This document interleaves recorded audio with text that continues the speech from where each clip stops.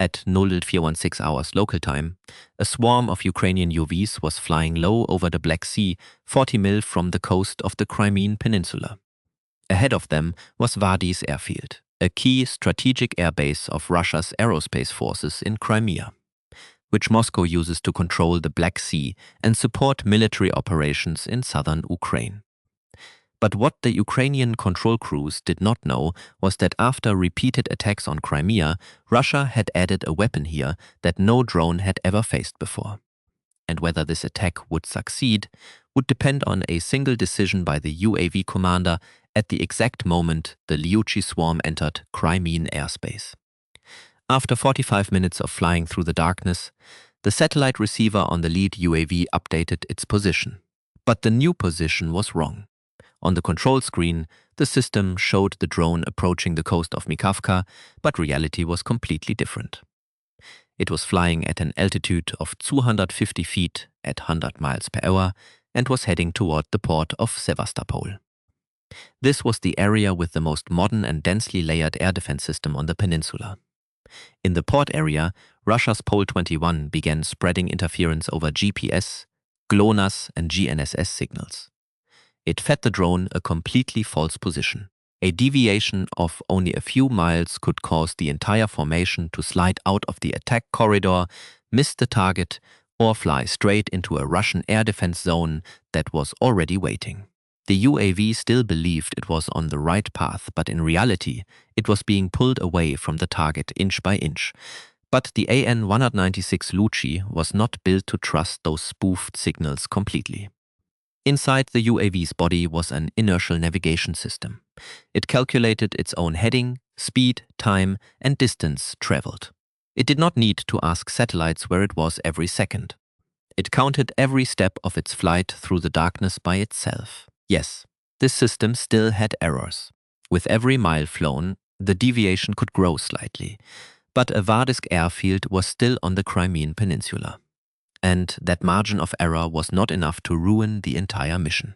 It was like wanting to reach the Statue of Liberty once you were already in New York. There are many routes you can take. So when the satellite signals began to lie, the Lutyi did not panic. It kept flying and began using its autonomous AI mode to calculate a new flight path. Along the coastline near the port of Sevastopol, a Russian air defense officer from Crimea's 31st Air Defense Division was sweeping his search radar across a 40-mile radius over the sea. The signal appeared only faintly, then it vanished. He leaned closer to the screen. A small trace flickered again for a few seconds, then broke apart, as if swallowed by the background clutter on the water.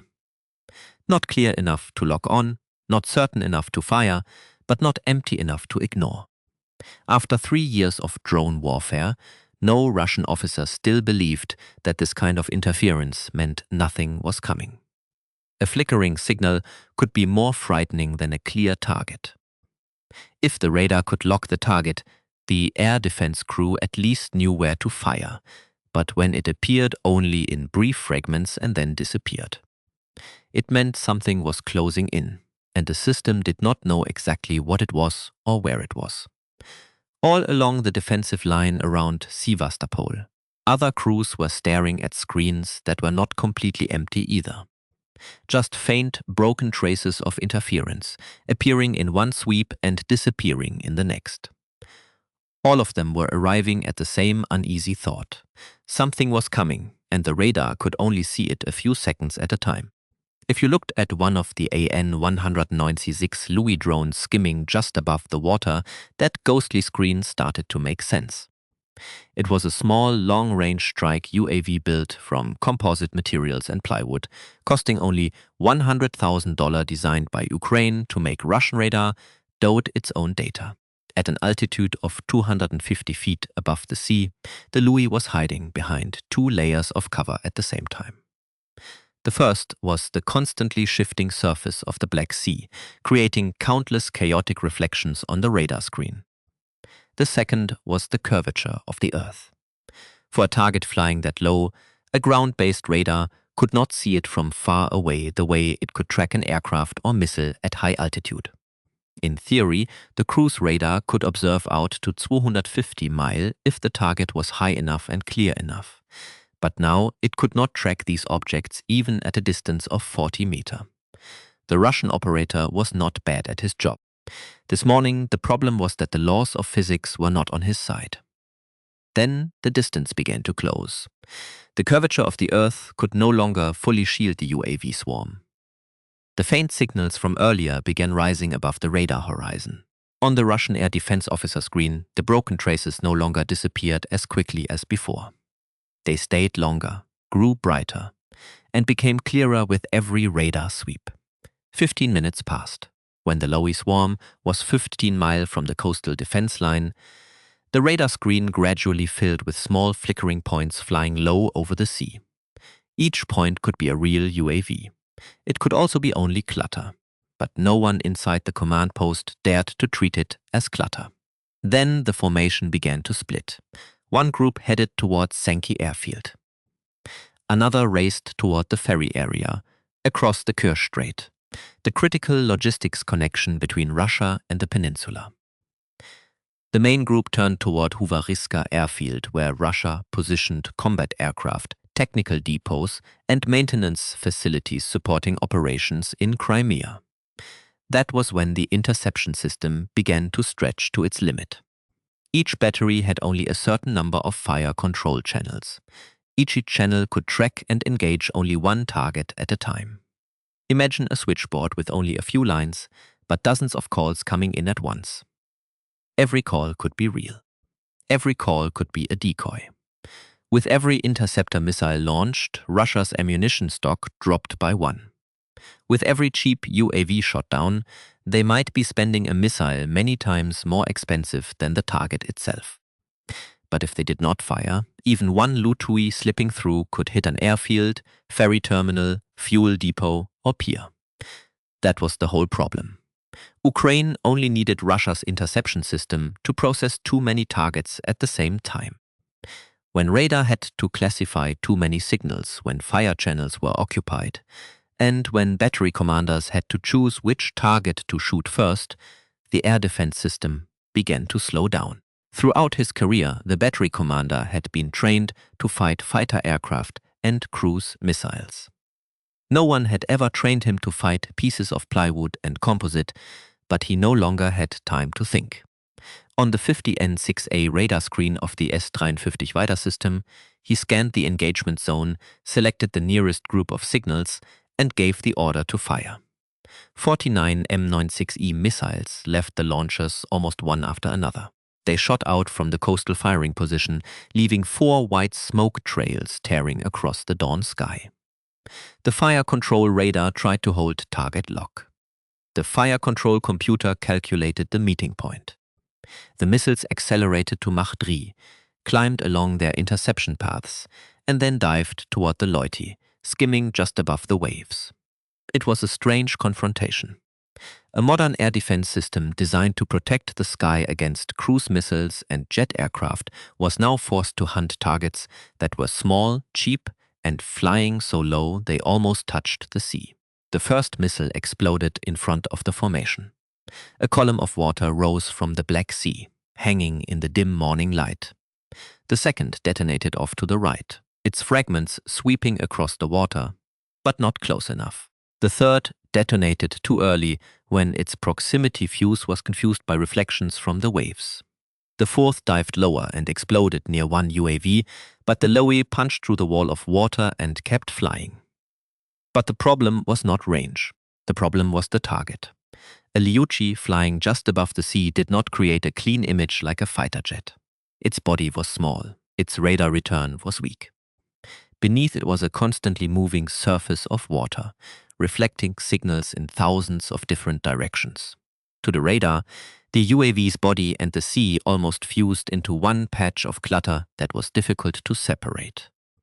The missile's proximity fuse had been built to recognize objects that were clearer, larger, and more stable. But this morning, it had to distinguish a small airframe flying close to the waves from an entire sea screaming back false signals. Imagine an advanced home security system with cameras in every corner and sensors on every door. But the intruder is only a mouse running along the baseboard. The system still works, the sensors still activate, but everything has been calibrated for a much larger threat. That was the S-350 situation. Now, it could track targets at long range if those targets were high enough, clear enough, and clean enough from background clutter. But against a small UAV flying low over the sea at a distance of only a few dozen kilometers, everything became much more irritating. Not because the system could not see anything, but because it was seeing too many things at once. At the control panel, the picture grew heavy. Low-altitude signals flickered constantly inside the clutter. No target stayed stable long enough to become a complete picture. Meanwhile, the higher signals were clearer, brighter, and easier to lock. But many of them could be decoys or secondary targets inside the formation. He was winning the engagements the system allowed him to fight, but the number of bright points on the screen kept increasing. That was the full brilliance of Ukraine's tactic. They did not need every UAV to fly straight at the same target. They only needed to force Russia's air defense system to believe that every direction could be the most dangerous one. Once the formation split apart, the Russian air defense batteries were pulled apart with it. The radars in one sector could no longer easily support the radars in another. The air defense units could not easily reinforce one another either. The systems around Sevastopol were forced to keep staring at the flickering signals out over the sea. 81.196 Lutyi broke away from the decoy formation, turned toward the northwest, and began pushing deeper into the Crimean Peninsula. Their target was now unmistakably clear, Forky airfield. Ahead of them lay Crimea's wide low-steppe terrain, where Russia had built multiple layers of air defense to protect the peninsula. Long-range radar, electronic warfare stations, Surfacito air missile batteries, short-range anti-aircraft guns. Everything had been arranged to turn the approach to Vardies into a deadly corridor. But by that point, the system was no longer as intact as it looked on the map. Part of the radar network was busy tracking false targets. Part of the fire control channels was already occupied. Part of the missile inventory had already left the launchers to chase UAVs that the Russians could no longer confidently identify as decoys or real threats. The 8 Leotas flew straight into that gap. They were low enough, cheap enough, numerous enough, and patient enough to force one of the densest air defense networks in Crimea to disperse itself. And only when the main thrust turned toward Vardies did the Russians begin to understand the real problem. They were not just fighting UAVs.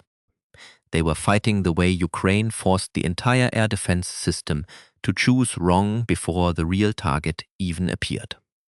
The 8 Lutyi drones continued flying northwest, crossing the low-steppe plains of Crimea. From above, the terrain was exposed. No forest to hide beneath, no urban clutter to confuse sensors, only open fields and scattered Russian air defense positions. Then they entered the fire zone of Donskoye. 8 miles from Hwardysky airfield, a Russian Panzer S-1 system was already waiting. 5 minutes earlier, its crew had received warning data from the air defense network across the peninsula. On their screens, the low-flying targets were moving into the exact corridor they had predicted. This time, they were no longer broken fragments of interference on the radar. The Panzer S-11 RS-21 radar began locking onto the targets. The tracking became steadier, clearer, and closer. At this range, the Lutyi was no longer protected by the curvature of the Earth. It had entered the distance where the Panzer was built to fight. The battery commander gave the order to fire. 2 750 E6 missiles left their launch tubes almost at the same time, blasting out and accelerating to Mach 3. They rushed straight toward the UAV formation, dragging 2 thin trails of smoke across the gray sky. The radar held the lock. The fire control computer calculated the intercept angle. At only a few miles away, the Lutyi drones had almost no time to react. The first missile closed in on the lead drone. Its proximity fuse detonated about 15 feet from the target. A flash of fire bloomed in midair. The Lutyi shattered instantly. its composite body and plywood frame torn into small pieces that fell across the steppe below. The second drone tried to turn away, but at that speed and at that distance, the reaction came too late. The second 57E6 exploded beside it. Fragments tore through the UAV's body, ripping apart its wing and engine. It rolled sideways, lost lift, and plunged into the ground in a short trail of smoke. In just a few seconds, the formation of 8 had been reduced to 6. But the Panzer's own problem began at that very moment. Missiles are highly effective when the target is still far enough away to track, calculate, and intercept. But as the remaining UAVs accelerated together and dropped even lower, the distance closed too quickly for the Russian air defense crew. Missiles were no longer the best option. If they kept firing, the reaction window would be too short, the firing angle too sharp, and the risk of letting targets through would grow with every second. The commanders switched combat modes. The two 350mm, two A380M automatic cannons rotated down toward the approach line. The barrel stabilized. The targeting system began pulling the aim point ahead of the UAV formation. Then the Panzer opened fire. The sound ripped through the morning like a giant chainsaw. The two cannons spat out nearly 5,000 rounds per minute, building a wall of metal in front of the loot-out drones. Tracer fire slashed across the air. Bursts of 30mm rounds cut through the flight path, slammed into the ground, and formed a dense curtain of fire between the UAVs and Havariusk airfield. For the Ukrainian operators, the situation became clear immediately. If that wall of fire stayed in place, the 6 remaining LUI drones would never reach the airfield. They could not fly through a storm of rounds being adjusted in real time by radar and electro-optical sights. So, a decision had to be made. One AN-196 Lutyi broke away from the group. It accelerated to its maximum speed of 130 miles per hour, dipped its nose, and charged directly toward the Panzer S1 position. Inside the cabin, the Russian crew saw the target change course too late. The cannons were still firing. The turret was still trying to drag the stream of fire back toward the drones approaching the airfield. The Lutyi punched through the edge of the barrage, its body shaking violently, sections of its wings being torn away, but its engine kept driving it forward. Then it slammed into the Panzer S1 system. An explosion erupted at the firing position. Flames swallowed the turret and the launch tubes. The 30mm barrage that had been cutting across the flight path suddenly went silent, as if someone had pulled the power from the entire defensive system. In the next few seconds, a gap opened.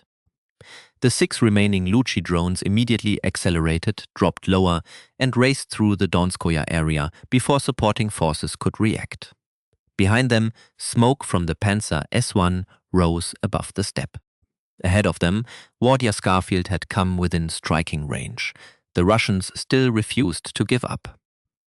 As soon as the report that the Panzer S1 system at Donskoy had been hit reached the command post, the air defense commander at Vardies airfield understood that the final outer shield protecting the base had been torn open. The 6 remaining AN-196 Lutyi drones were now racing straight toward the runway, the hangars, and the technical zone of the airfield. He immediately grabbed the radio. 2 other wheeled Panzer S1 systems were ordered to move urgently into the hangar area to provide cover. But combat vehicles needed time to move and deploy. They needed time to rotate their radars, stabilize their turrets, and bring their systems into firing condition. And that was exactly what Havdiski no longer had much of. While waiting for reinforcements, the commander ordered every weapon still capable of firing to be used. 4 Su-23 anti-aircraft guns positioned inside the airfield opened fire at the same time. Their 23mm barrels shook violently, pouring bursts of fire at a rate of 1,000 rounds per minute toward the UAV's flight path. Tracer rounds ripped across the low sky, forming overlapping lines of fire above the airfield perimeter. On the outer belt, patrol soldiers raised Stupa handheld anti-drone guns onto their shoulders. They tried to suppress the control signal, cut the connection, and force the UAVs off course before they could reach their targets. The system attempted to sever control links and navigation signals through directional electronic jamming, targeting control, data transmission, and satellite navigation bands such as GPS, GLONASS, and GNSS. But it was already too late for that kind of defense. The Lutyi drones were no longer dependent on direct control. After passing through the jamming and spoofing zones, they had switched into autonomous AI mode, calculating their own flight paths, correcting their own trajectories, and driving themselves toward the target coordinates. Then the heavy machine guns joined in. Quad-barrel Yak-B 12.7 mounts swung upward, their 12.7mm barrels spinning into a blur before opening fire. With a rate of fire of up to 4,000 rounds per minute, they sprayed dense streams of fire into the sky. The sound of machine guns, 320mm cannons, warning sirens, and UAV engines merged into one chaotic roar, as if the entire airfield were being ripped apart from the inside. The soldiers on duty no longer waited for clear orders. From guard posts, from the technical buildings, and from the edge of the runway, they fired their AK-74s wildly into the sky toward the dark shapes rushing in. Some of them could not even see the targets. They were simply firing in the direction of the tracer rounds. Others caught a glimpse of the UAVs for only a few seconds before losing them behind hangar roofs, light poles, or the grey morning sky. The sky above Vardies turned into a chaotic battlefield. 23mm rounds burst and cracked in the air. 12.7mm rounds carved long streaks of light across the sky. Rifle fire shot upward like rain falling in reverse. Hot metal fragments dropped onto the runway, sparking against the concrete, while the warning sirens continued to howl across the base. But the 6 AN-196 Lutyi drones had no other choice. If they slowed down, they would be torn apart. If they flew straight for too long, they would be pulled into the curtain of fire. If they turned too wide, they would miss their targets. So they did the only thing left.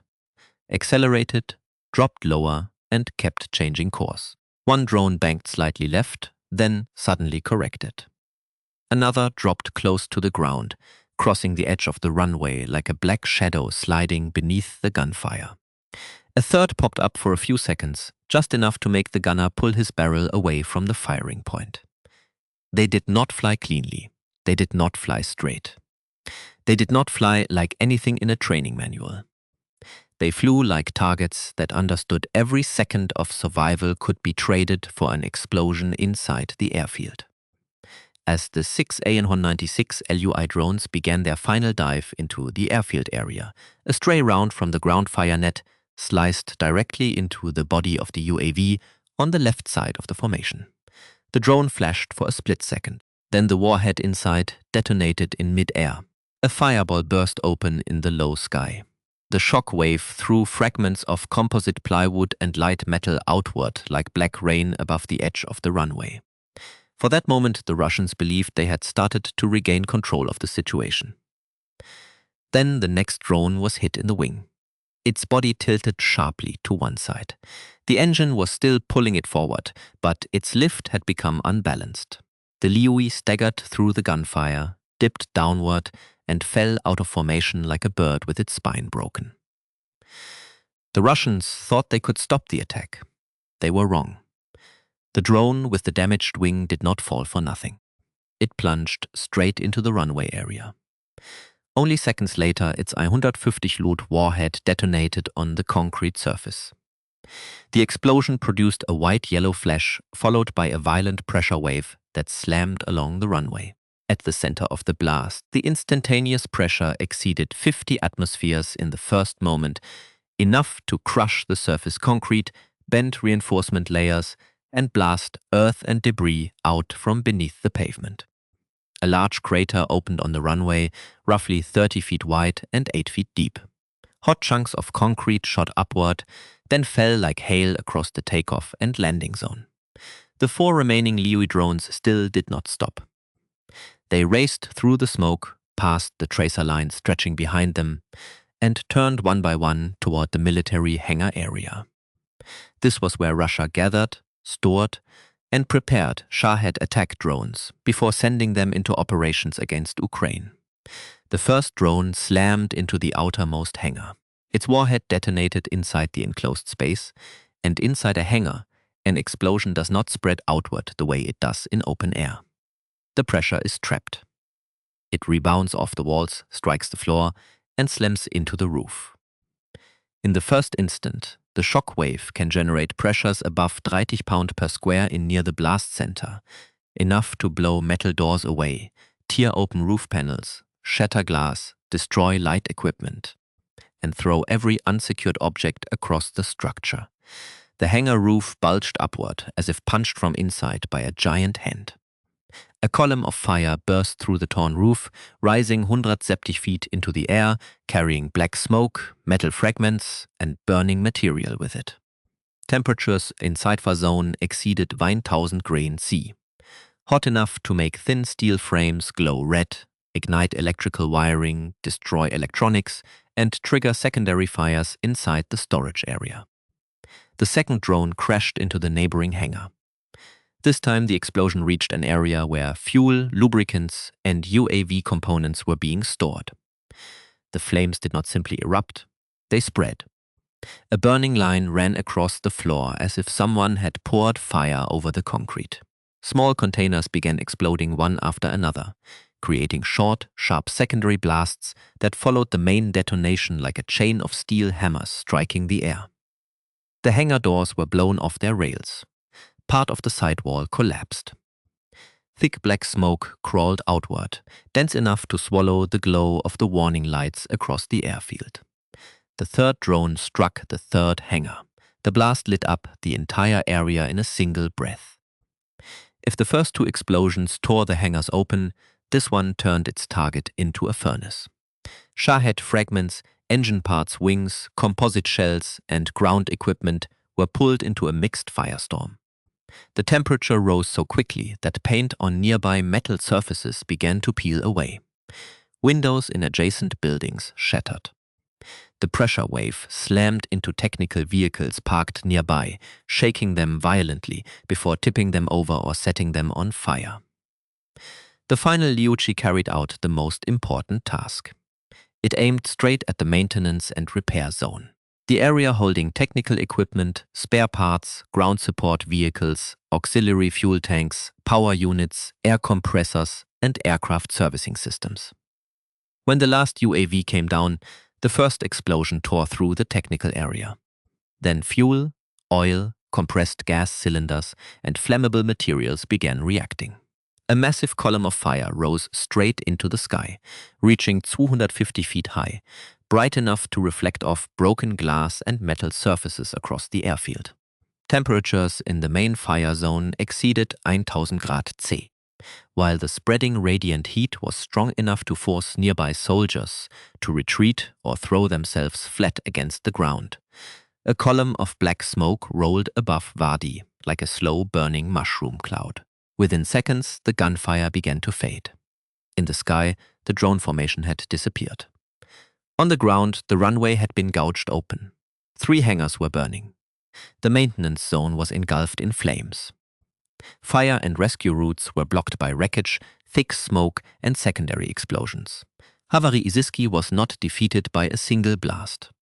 It was torn apart by 6 final decisions unfolding in less than a minute beneath the sky full of gunfire and over an airfield that no longer had enough time to save itself. From a military perspective, the strike on Vardies was not just a successful UAV raid. It was an attack on Russia's ability to conduct war from Crimea. Ukraine struck directly at the air logistics chain.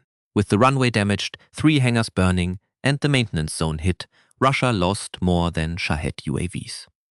It also lost support equipment, spare parts, fuel, technical vehicles, and the ability to prepare aircraft for future missions. For a forward airbase, this kind of damage is far more serious than the number of destroyed assets alone. The attack exposed the weakness of Russia's air defense network in Crimea. Russia had radar Panzer S-1 systems, Su-20 guns, heavy machine guns, anti-drone rifles, and infantry fire on site. But when forced to deal with multiple low-flying UAVs approaching from split directions, operating autonomously, and closing in within a very short time window, that system became overloaded. This shows that Russian air defense can still be strong in individual layers, but becomes vulnerable when the entire network is forced to react at the same time.